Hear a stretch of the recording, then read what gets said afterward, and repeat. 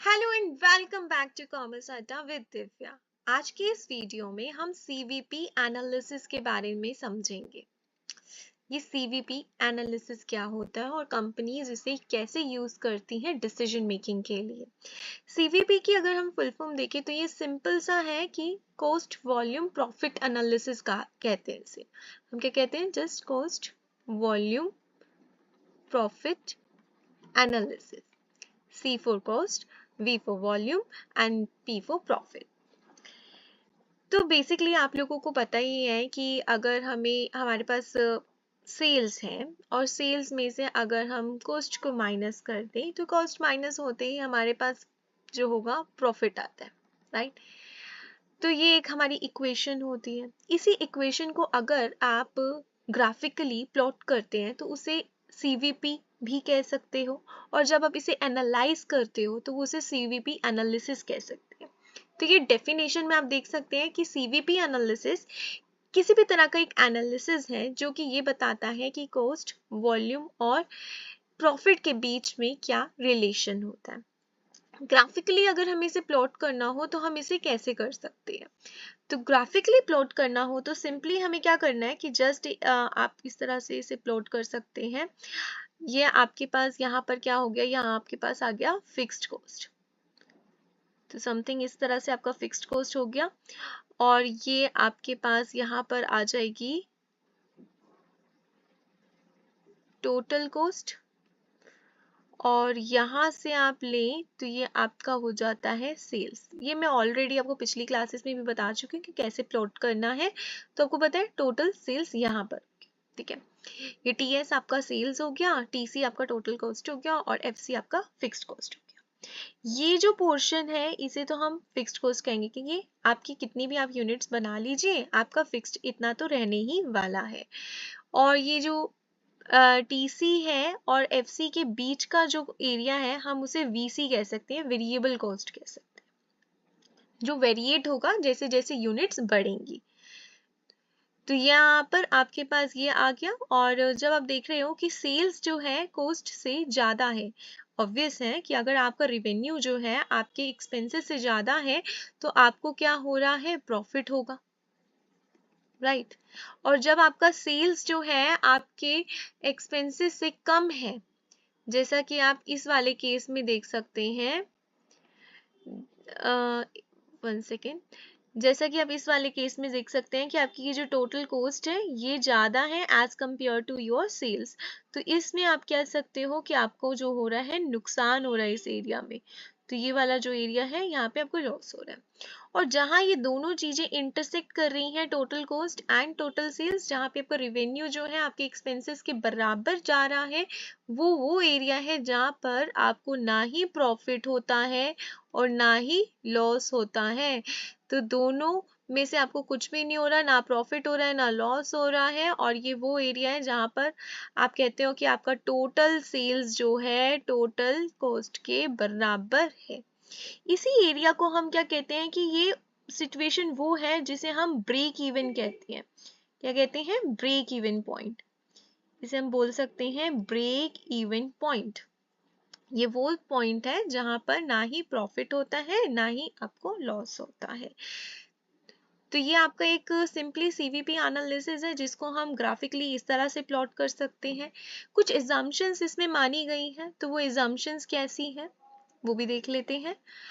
कि एजम्पशंस ये मानी गई हैं कि आप एक तो जो आपकी ये जो टोटल एक्सपेंसेस जो हैं, जो आपकी टोटल कॉस्ट है, इसको आप ना सेग्रीगेट कर सकते हो।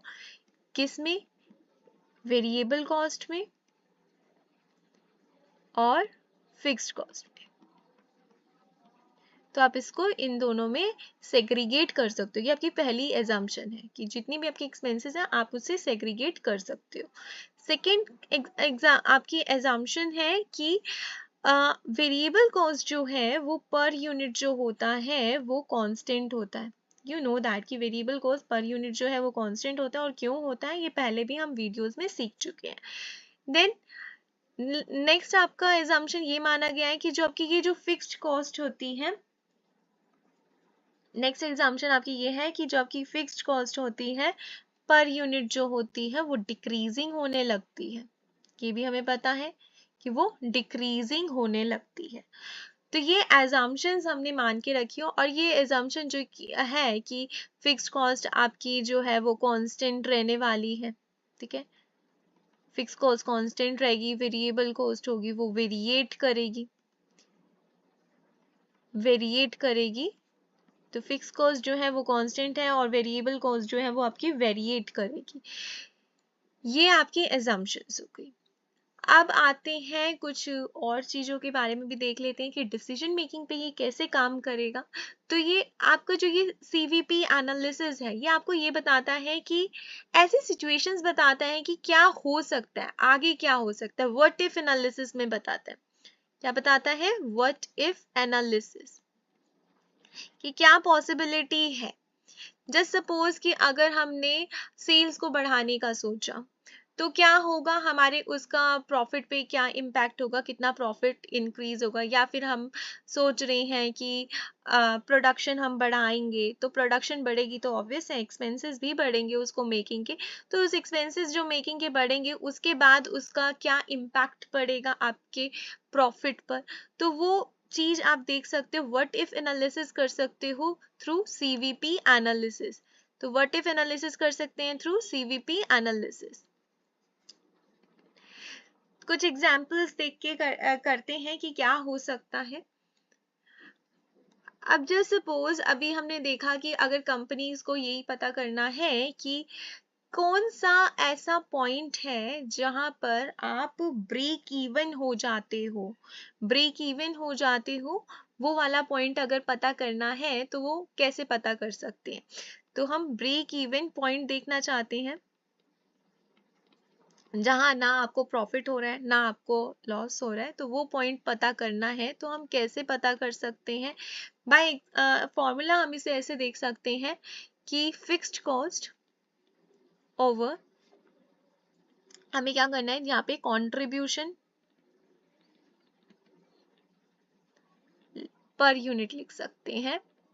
अगर हमें यूनिट्स पता करनी है कि वो कितनी यूनिट्स हमें बेचनी पड़ेंगी, तब जाके हमें ब्रेक इवन पॉइंट पे पहुंचेंगे, ना ही प्रॉफिट होगा ना ही लॉस होगा। तो कैसे पता कर सकते हैं, तो ये break even point is equal to fix cost over contribution per unit. अब आप कहोगे कि कंट्रीब्यूशन क्या होता है, तो कंट्रीब्यूशन क्या है कि आप जब प्रोडक्शन करते हैं, तो आपको पता है कि आपकी वेरिएबल कॉस्ट होती है जो उसके अकॉर्डिंग वेरिएट करती है। तो जो प्रोडक्शन आप कर रहे होते हो, तो आपकी कुछ वेरिएबल कॉस्ट होती है जो वेरिएट करती है जैसे जैसे प्रोडक्शन बढ़ती है। जैसे आपको रॉ मटेरियल की ज़रूरत है तो वो होगा, तो आप कह सकते हो कि वेरिएट कर रही है जैसे जैसे प्रोडक्शन बढ़ रही है, तो वो वेरिएबल कॉस्ट है।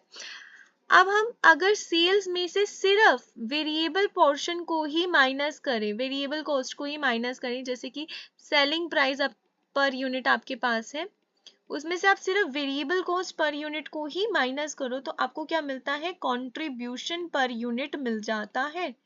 कंट्रीब्यूशन क्या, पर यूनिट मिल जाता है। अब आप कहोगे मैम आपने फिक्स कॉस्ट क्यों नहीं माइनस किया, वो भी तो कर सकते थे, सीधा प्रॉफिट निकालो ना।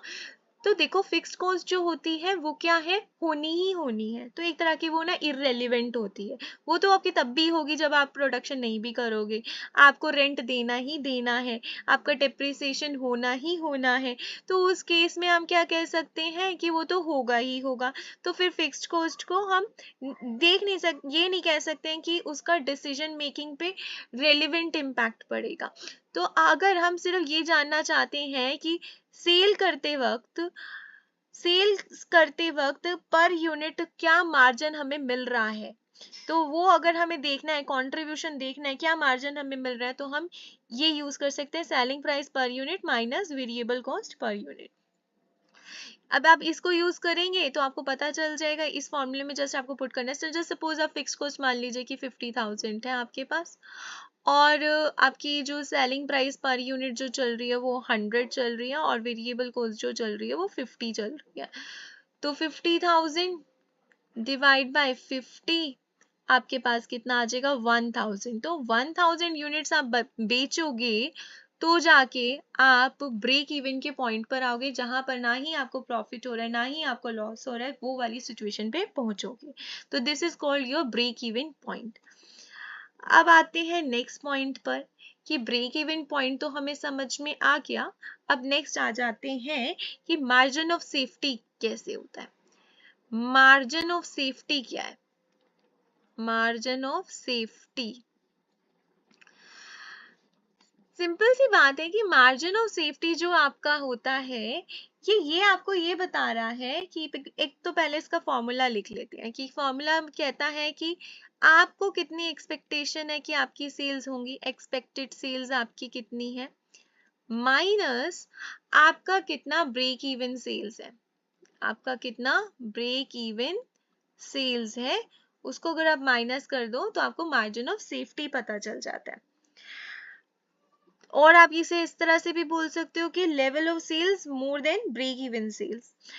तो अगर हम इस क्वेश्चन इस मतलब मार्जिन ऑफ सेफ्टी को हम इस तरह से कह सकते हैं कि एक कंपनी जिसका अभी हमने बोला कि ब्रेक इवन सेल्स मतलब कि जिस पोजीशन पे ना ही उसे प्रॉफिट होने वाला है ना ही उसे लॉस होने वाला है, वो यूनिट्स जो है उसकी जस्ट सपोज 10,000 यूनिट्स है जिसमें ना ही उसे प्रॉफिट होने वाला है ना ही उसे लॉस होने वाला है, उस सिचुएशन पर 10,000 यूनिट्स वो बेचता है, तब ऐसा होगा। अब वो जानना चाहता है कि अभी करंटली वो कौन सी पोजीशन पर है, करंटली वो किस पोजीशन पर है जो कि ब्रेक इवन पॉइंट से कितना दूर है, मतलब कि कितनी सेफ्टी पर है। अब आप देखो, अगर आपकी एक्सपेक्टेड सेल्स जो है वो अगर जस्ट सपोज चल रही है 20 लाख चल रही है कि आपकी 20 लाख की सेल्स हो जाएंगी और आपकी ब्रेक इवन सेल्स जो है वो चल रही है कम से कम 10 लाख समथिंग मान लीजिए, तो 10 लाख चल रही है, तो अभी आप ना 10 लाख मतलब कह लो कि 10 लाख आपका मार्जिन ऑफ सेफ्टी चल रहा है।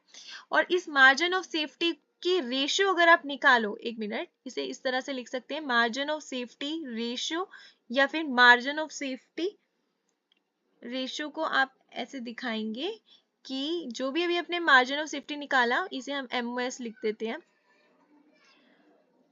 MOS ओवर आपका क्या हो जाएगा, अब आप लिखो इसमें एक्सपेक्टेड सेल्स। अब देखिए मार्जिन ऑफ सेफ्टी आप लिख के देखिए कि क्या कितना था margin of safety, margin of safety है 10 लाख का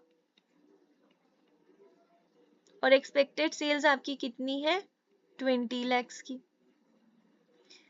तो ये 1/2 मीन्स 0.5 आ गया, राइट। और ये जो 0.5 आपके पास आया इसे अगर हम परसेंटेज फॉर्म में लिखें तो 50% होगा। तो मतलब अभी भी कंपनी 50% सेफ्टी पर है कि वो उस पोजीशन पे पहुंचे जहां पर उसके बाद उसको नुकसान होना शुरू होगा, क्योंकि ब्रेक इवन पॉइंट के बाद आपको फिर नुकसान होना शुरू हो जाएगा। तो आप ये कहना चाहते हो कि कंपनी जो है जब तक वो उस वाली पोजीशन पे पहुंचेगी जहां ना ही उसे प्रॉफिट होगा ना ही उसे लॉस होगा, उसके बाद वो नीचे गिरना शुरू होगी, उसको नुकसान होना शुरू हो जाएगा। तो कंपनी पहले ही देख लेती कि उसका अभी वो कितनी पोजीशन में है, कितनी सेफर पोजीशन में है कि वो कितना बेटर कमा पा रही है, और उसको कंपेयर करते हैं ब्रेक इवन सेल से, ताकि वो देख सकें कि वो अभी कितना मार्जिन बचा हुआ है। तो this is called margin of safety. अब आते हैं नेक्स्ट पॉइंट पर कि मार्जिन ऑफ सेफ्टी तो हमें समझ में आ गया। अब एक चीज होती है कंट्रीब्यूशन मार्जिन, तो वो कंट्रीब्यूशन मार्जिन कैसे हेल्प करता है। अभी मार्जिन ऑफ सेफ्टी हमें समझ में आ गया कि कंपनी कैसे उसे चेक करती है, अपना कंट्रीब्यूशन मार्जिन। तो जो कंट्रीब्यूशन मार्जिन है इसे हम इस तरह से समझ सकते हैं, कंट्रीब्यूशन मार्जिन इसे हम इस तरह से देख सकते हैं जैसे sales minus variable cost minus fix cost is equal to profit. देखो सिंपल सी बात है, हम क्या कहते हैं कि सेल्स में से ओके यहाँ पे नहीं लिखते इसे। ये एक इक्वेशन जस्ट एक मैंने बनाई कि सेल्स में से वेरिएबल कॉस्ट को अगर आप माइनस करें, सेल्स में से अब लिख लेते हैं टोटल कॉस्ट को माइनस करें, तो टोटल कॉस्ट को अगर माइनस करें तो प्रॉफिट बनता है। और इस टोटल कॉस्ट को अगर हमने ब्रेक कर दिया वेरिएबल कॉस्ट में और फिक्स कॉस्ट में, तो वो इसको इस तरह से लिख सकते हैं, राइट। अब जस्ट हमने क्या करना है, सेल्स माइनस वेरिएबल कॉस्ट वाला जो पोर्शन है ना, इसको हम एक साथ रख लेते हैं और हम इस वाले पोर्शन को एक साथ ले जाते हैं, फिक्स्ड कॉस्ट प्लस प्रॉफिट। ठीक है, हमने इस वाले पोर्शन को एक साथ रख लिया।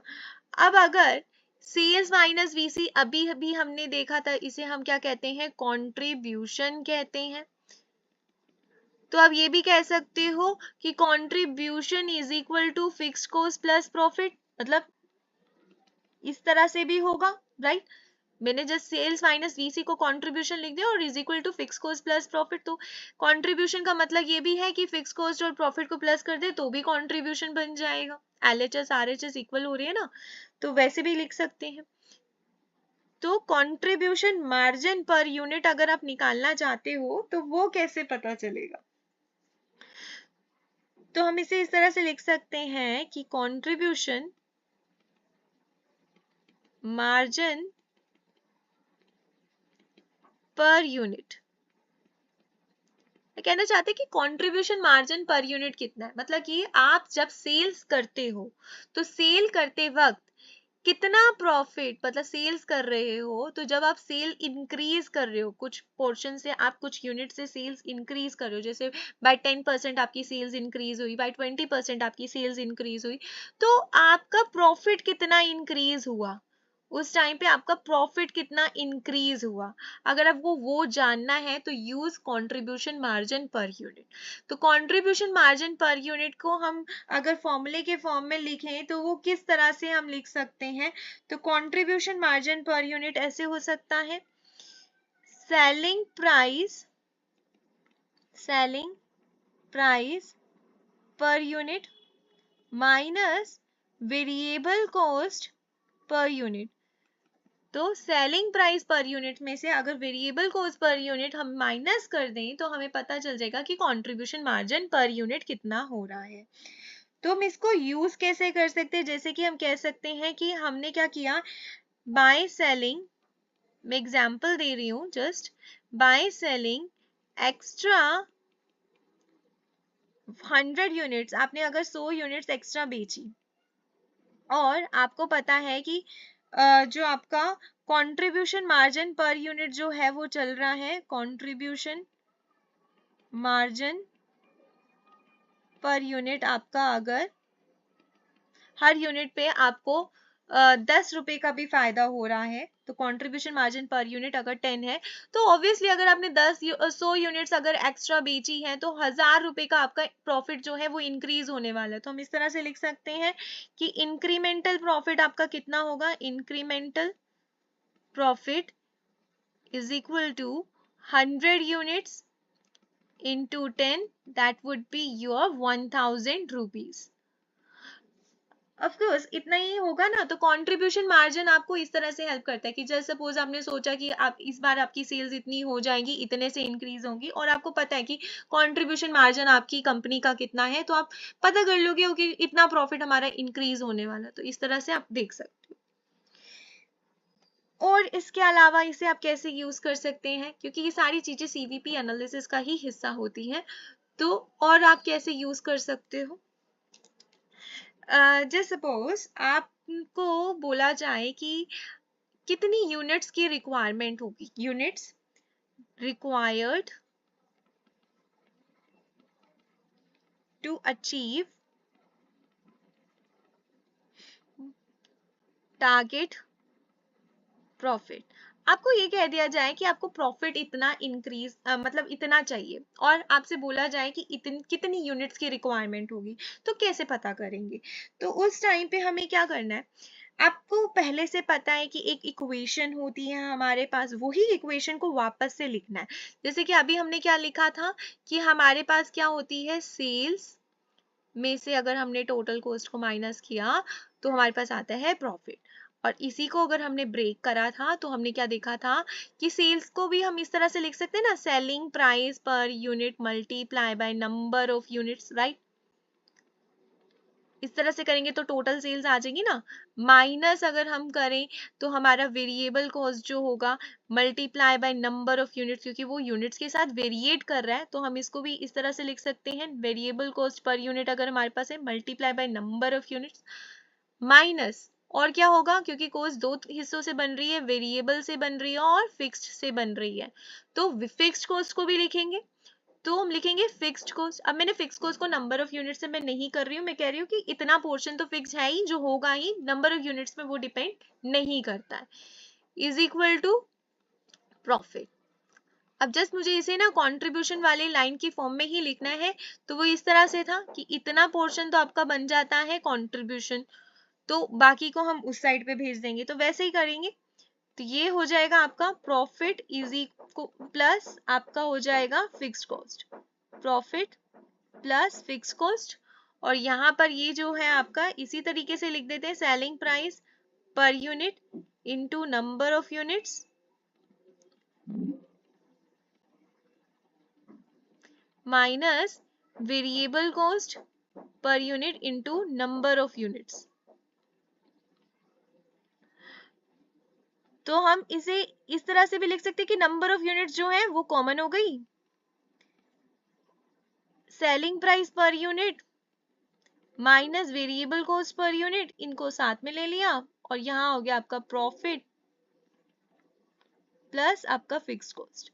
Selling price minus fix variable cost को करें तो ये हो जाएगा आपका कंट्रीब्यूशन पर यूनिट, राइट। अभी हम सीख के आए हैं, तो नंबर ऑफ यूनिट्स को अब यहीं लिख दीजिए और इन दोनों को ले जाइए नीचे, मतलब कि डिनोमिनेटर में ले जाइए, तो profit plus fix cost over selling price per unit minus fix cost per unit.